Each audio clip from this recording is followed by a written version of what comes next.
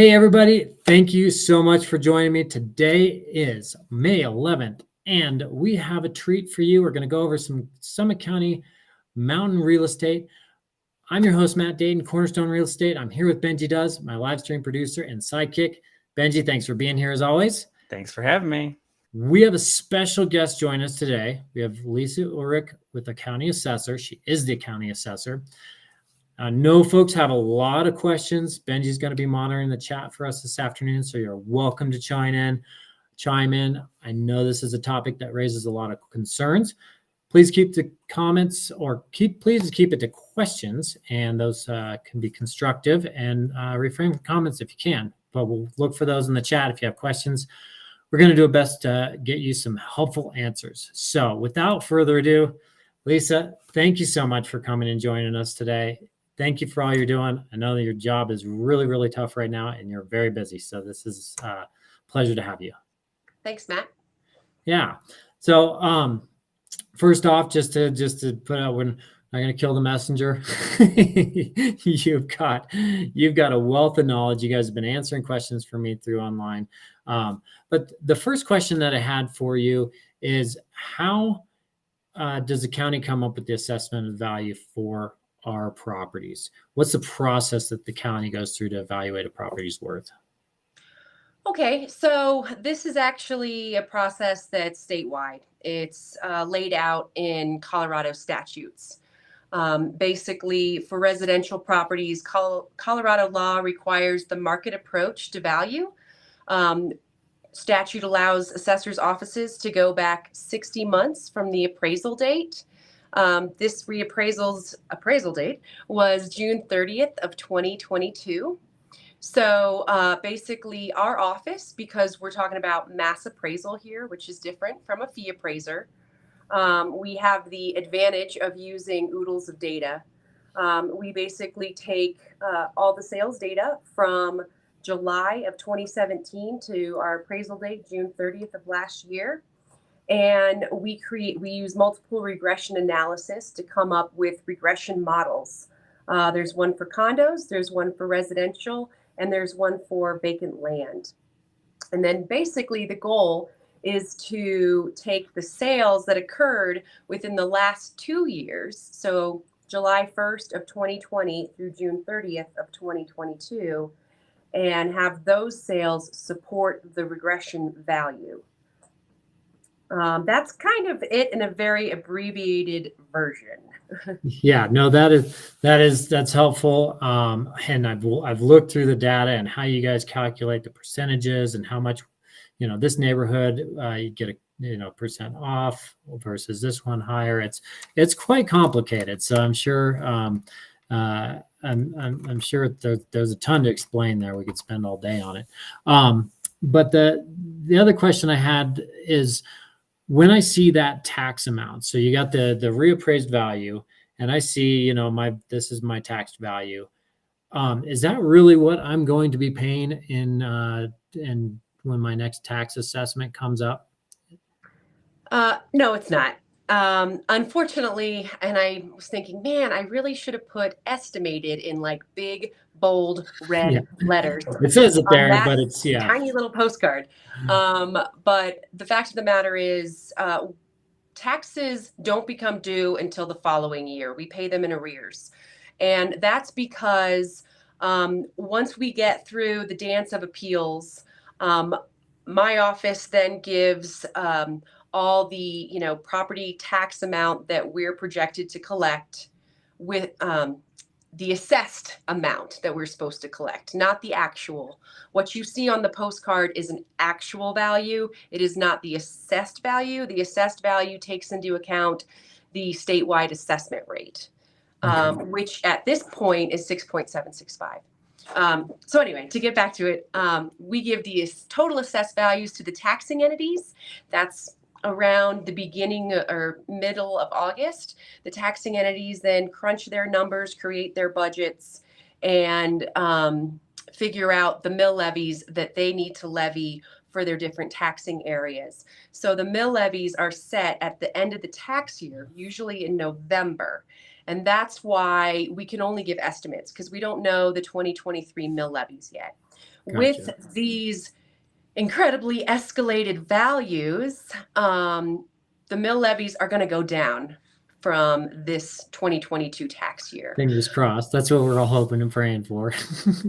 Yeah, they should. Unfortunately, though, taxing entities aren't too motivated to lower their mill levies very much because they cannot then increase them unless they have voter approval. So, as we all know, the market is cyclical. And in this case, it was responding to conditions after COVID in a very whimsical kind of way. And so taxing entities are, I'm sure, a bit, they don't trust that the voters, should we go into something of a recession, would approve a tax increase. So that estimate is a bit inflated on people's notices of value. Also, what's to take into consideration is that all residential property is going to get a $15,000 reduction to that actual value. Up here in Summit County, that's like pocket change. Yeah. But there is going to be an initiative on the ballot in November that would increase that reduction to $40,000. Again, a little bit of pocket change. Every little bit helps. Yeah. Those value reductions, coupled with potentially an assessment rate that's lowered with this ballot initiative. So it would go from 6.765, which is what it's set at now, to 6.7. Doesn't sound like much, but every little bit counts, man. Yeah, take something, definitely. Well, and hopefully they come up with something they can help a little bit more from the state level. No, so as if a lot of people are talking to me about wanting to appeal their taxes, of course, there's the sticker shock, and our market has just gone nuts over the last 2 years. And it's, in some cases, it just is what it is. What are some things that people should be looking for if they want to appeal, and what is helpful and what's not helpful when they go to do that? Okay, yeah. So we see the whole gamut. This is Colorado. Appealing because your value went up a certain percentage is not a good argument. There is a cap on how much taxing entities can increase their budgets. It's tied to the consumer price index with a max of 5.5% that they can increase their budgets. I talked to a lot of people. They're very confused about that. One, they think that their values can only go up 5.5. Really, that refers to taxing entities. Okay. And basically, the first step, though, because this is mass appraisal and these are regression values that are data driven, you want to go to the Summit County government website, click on the property information search and maps link, pull up your property using your owner name, schedule, address, whatever, and double check your data, double check everything, including your legal description. I know you're not valued on that, but hey, you might have bought the garage that's detached from your HOA, and it's not in your legal description. So that kind of stuff happens, sadly. Sure. Check your data first and foremost. Make sure that we have all your land site amenities correct. We've had a lot of development in the county. So maybe before you had a good view that was unobstructed, and now you have a house right there next to you, or a giant condo building that was built in the last 2 years. And now your view is of the condo building. So we would consider that less than typical. You consider that poor. But check your data. That's step one. Step two would be to look at the sales comparables that are on the website in the NOV Viewer Archive. Those comparables, sometimes we hand select them. We can't get around to it for everyone, so a computer does it. We hope they're the best, but as I said earlier, the goal is to have the last 2 years of sales support the regression value.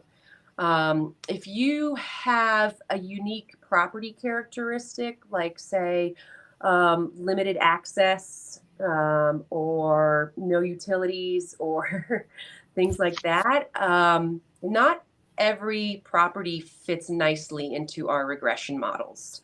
And if a similar property with similar characteristics doesn't sell within the 5-year time frame, it's not going to come in and show an adjustment because we don't have any sales to support it. So we need to hear from those homeowners as to what those challenges are with your property. And then just, look at the sales, ask us to look at the sales. Know that, don't take it personally. We're not trying to price anybody out of their homes. No. This is state statute as required throughout the state. And the entire state saw these kind of value increases. Not to the level that the resort communities have, but it is a statewide phenomenon, unfortunately. So if you know of, for example, so I know like my neighbor's house sold back in 2018. You go 5 years back from, what is it, May 3rd, June 30th of 2021 or 2022, sorry. 2022, yeah. You can go 5 years back from that date. So that would fit in there. Yes, you can provide us with those sales. Just please be aware that all the sales, as required by statute, have to be adjusted for changes in market conditions that occurred between the sale date and the appraisal date of June 30th, 2022. Okay. And because in the last 2 years, we saw some of the highest gains in property values, we've got some pretty astounding time adjustments being applied to the sales. Yes. To the point where it makes us uncomfortable. Sure. And when we developed the time adjustments, we cut it off as much as we could and flattened the line. But we are audited by the state every year to make sure that we, as I like to say, abuse everybody equally. And we have to be in statistical compliance. So if we don't apply a time adjustment at all, then we fail at the state level and we have to do all this over again. You're accountable to that. Absolutely. So that's good. So look at the data, make sure your information on your property is correct. Look at the comps, see if they fit in line. And then if I say, oh, there's, something doesn't seem right on the data, or I feel like I have maybe some comparable sales that would be more appropriate. What's helpful for you guys? What format to get that in? Okay. What would be most helpful is to email us or mail them into. We do have an online form submittal for appeals, but it does not accept attachments. Okay. So, and with the volume of appeals we're getting right now, we can't really guarantee that if you file online and then email us separately your attachments, it's going to find its original appeal. So get it in one body email. Yes, please. Okay. And if you are going to provide sales comparables, a schedule number is great. I get it. Not a lot of people think like we do. But if you can provide a property address, and in the case of a condo, the unit number, that would be helpful. Also, the date of the sale would be good too.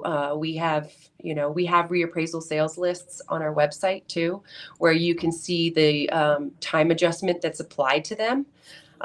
So, I suggest maybe finding sales, if you can, that occurred in 2022. I understand that's not always possible in certain subdivisions, but if you can branch out, stick within your town, of course. Yeah.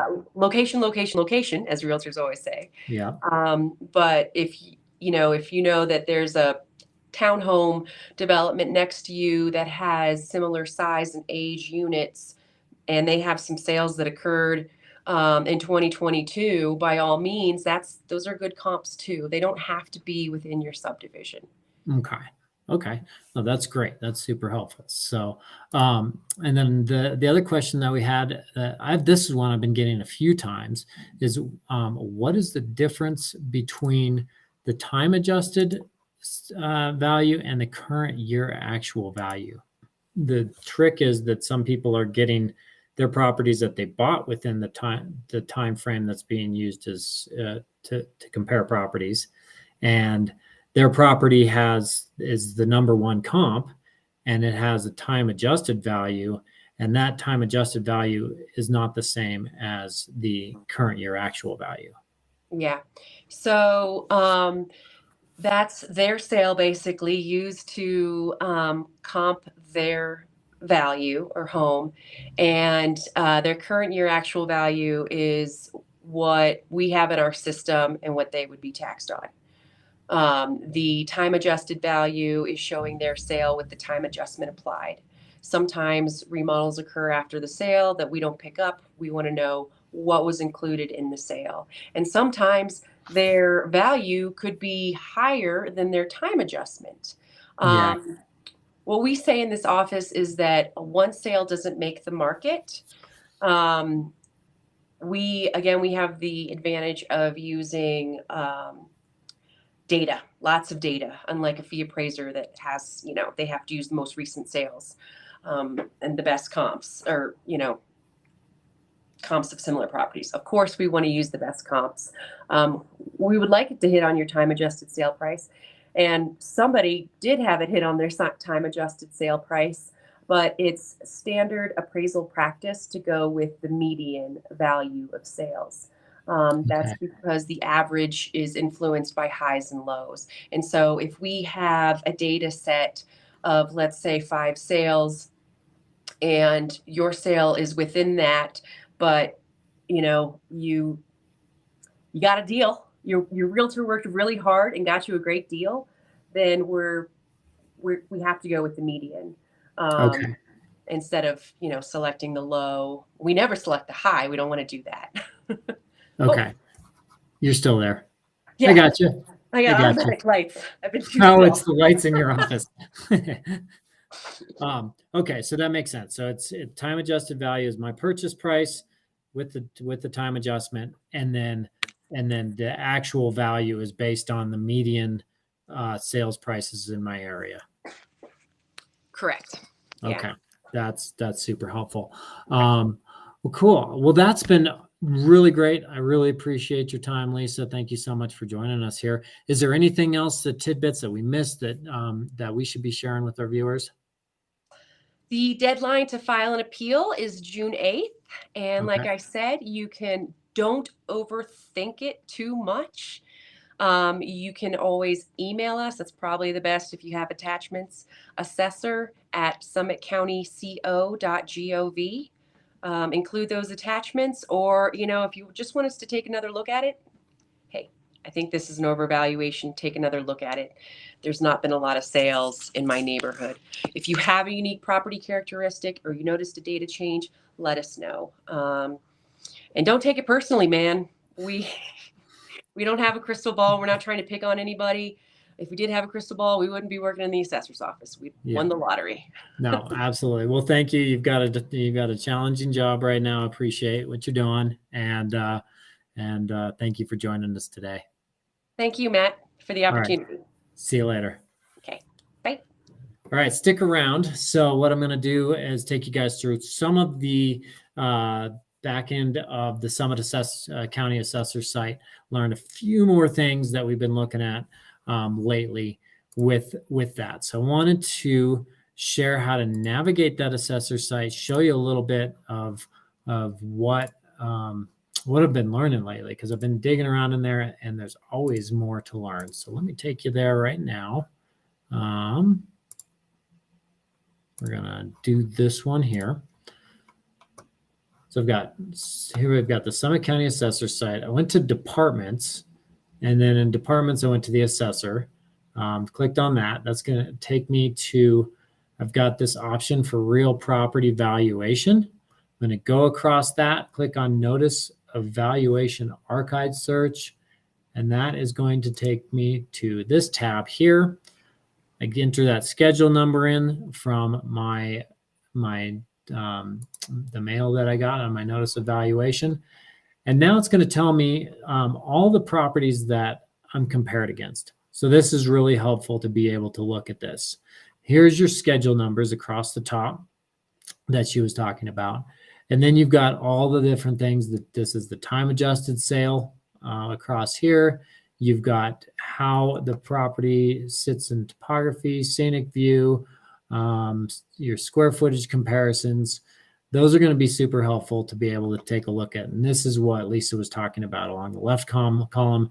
Make sure your information for your property is correct. That's the first one to look at.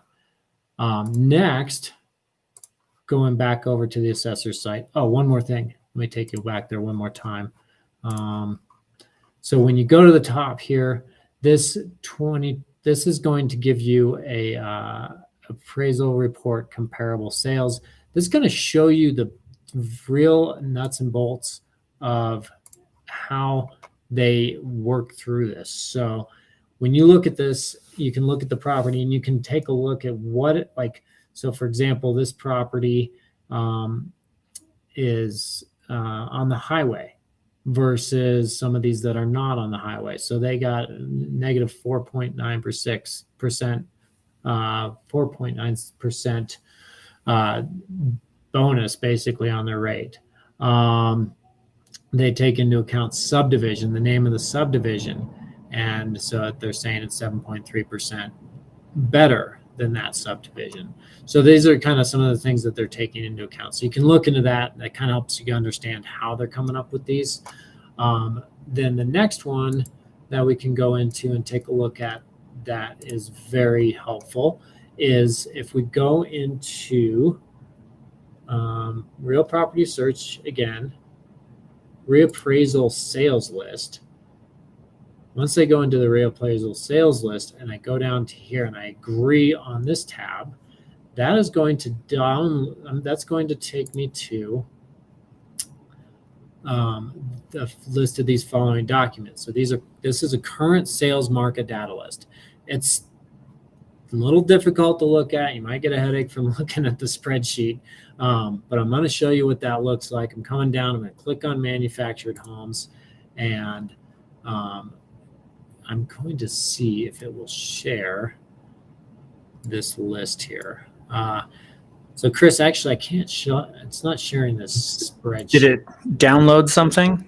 It downloaded, so it actually won't show it on. Oh, you might have to do an option to share your entire screen instead of just Chrome. Okay, let me try that. There you go. Window entire screen. Okay, share that. That's more like it. Okay, so this is basically going to show you all the sales. You've got your schedule numbers here down on the left-hand side. You've got the addresses, the subdivision, the sale year. This is definitely hard to look at. And that's, where it comes in. If you want me to pull up any of these types of properties, send them to you so you can look at some pictures, look at the kitchen, look at the bath, look at the yard. That's going to kind of give you an idea of how these might fit in there and might compare to your property. So anyway, that's a lot for today, but that's certainly helpful to have that information. So I hope you guys found that helpful. So yeah, what else we got today, Benji? Well, you can tell me how the market is doing right now. Yes, I will tell you how the market is doing. So we currently we're closing in on the 200 or on the 300 mark, excuse me, a little dry here, closing in on the 300 listings mark for Summit County. So we have not gone there. I said maybe I might be like a soccer player and pull my shirt over my head and run around screaming goal. But we're about 291 properties on the market. Let's take a quick look of what we got for the week as far as our sales, our new listings, and this is kind of the lineup. So we had over the past week, we had 60 new listings in residential, 34 went under contract. We had 24 sold, and a number of price decreases. So we are definitely seeing a little bit of a slower time in our market right now. This is pretty typical for our time of year. This is our mud season. This is when people don't necessarily want to be in Summit County. It's like sleeting, raining, snowing, doing all kinds of ugly stuff outside. So it's not actually the most desirable time to be here. And consequently, we don't have as many sales going on. We're going to start to see that inventory pick up and build a little bit as we go into the summer selling months. Those are July, August, September. And hopefully we build up some inventory. But honestly, it's not looking like we're going to get up to those $700-800 inventory levels that would really create a healthy, even buyer-seller market. So that's kind of just the reality of it right now. We're just going to see slim pickings on the shelves. All right. And the last thing that I've got for us is an MLS check with the top 5 new listings. Are we ready for that one? Let's bring it home. All right. We're going to do lowest price to highest price, I believe, is what we've got it set at right now. We'll start with this one right here. Nope, I did it wrong. Dang it. We're not starting at 4.25 in Summit County. Right. Your appraisal might say differently. But so this one is $220,000, and it is right here. Yep. So start you into something. This is a deed restricted property, so it does have the caps on it as far as how much it can appreciate every year, income, a lot of that. So, but opportunity for a local to get into something pretty inexpensive. These are really tough right now because they have a lot of offers on them. This one, I talked to the agent earlier today. We've got 8. They've already got 8 offers on the property right now. So you have to go through the Summit County Housing Authority to get these. So you have to have a letter from them. If you're interested, good to get that ball rolling with the Summit County Housing Authority so that you're not behind on having an opportunity on a property like this. So that one's over in Summit Cove. And now my next one is in Silverthorne. This is 4200 Lodge Pole Circle. This is an opportunity to get into a full market value property. So you got 2 bedrooms. And if you're looking at one of these deed restricted type properties, and maybe you're on the cusp of being able to do more, rent out a room. I mean, you got, this one's a 2 bedroom. You could, bring in a renter. You're going to get full market appreciation on a property like this. And it's going to, in the long run, really build up some value and give you something to move forward with. Whereas those, the full deed restriction, when you only have a 2.5% appreciation or less than that, you're just not going to make the amount of money that you could make with the full value like this. So good opportunity for something for a 2 bedroom. Rent out that room, make some money. And then we've got another one, 860 Copper Road in Copper Mountain, Colorado. Yeah, Copper is, so 2 areas that have consistently seen really good appreciation, even through things slowing down, Copper and Keystone, which is interesting because Copper and Keystone are the 2 places where there aren't any restrictions on short-term rentals. So these properties, people know they're going to be easy to short-term rent. They're going to be close to the slopes. They're still doing really well and not seeing the slowing in the market like everything else. They're still kind of normal, typical appreciation right now. So kind of feels like a little bit of a hotel room, but you got parking garage, walk to slopes. Good option for a resort type property. And then the next one I've got is 83 Audrey Circle in Breckenridge. This is my old stomping grounds. So this is going to be one of the lighter deed restrictions that you can put on a property. You can't short-term rent it. That's part of this neighborhood. So their HOA doesn't allow short-term rentals. But you also have to live and work 30 hours a week in the county. So the occupant does. But a single-family home under $1 million. It's a great neighborhood. It's got this great little open space in the middle. 1.5 car garage unless you got a couple minis. So they're a little bit on the smaller side as far as the garage, but really close to the high school, centrally located. Kind of drive together. You're gonna have to drive to everything, but you can get to Frisco or Breckenridge or Keystone pretty quickly. Let's see where that was. Yeah, just like right in the middle of the county there. Look at that. Yeah. All right, last one. It's a big one. This one is in Dillon, Colorado. 20 Legends Circle. This house, some friends of mine used to actually own this and built it. Backs up to open space. It's really quite a cool house. If you don't mind stairs. Yeah. It is.